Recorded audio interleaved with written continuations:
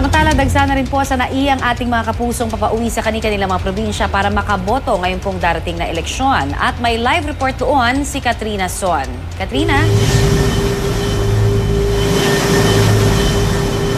Dagsa na nga dito sa NAIA Terminal 3 ang mga magsisiuwian sa kanilang mga probinsya para sa eleksyon 2013.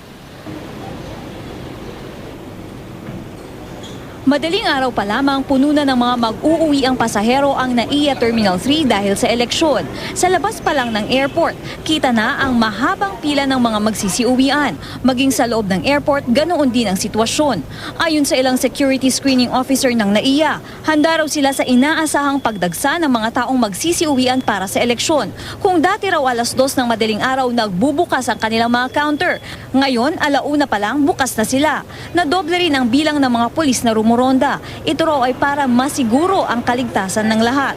Karamihan naman sa mga bibiyahe sinadya raw na bumiyahe ngayon pa lang tulad ni Raizen Montero.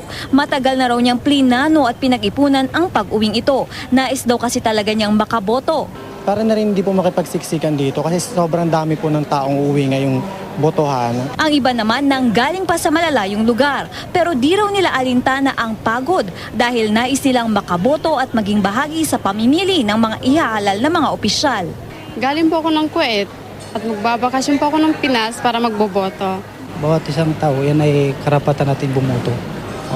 Yan ang para pumili tayo na kung sinong ating pipiliin na kandidato sa eleksyon na ito.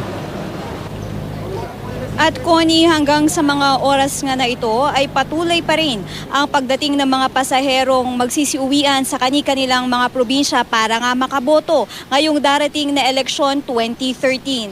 At yan na muna ang latest mula dito sa NAIA. Connie? Maraming salamat, Katrina Son.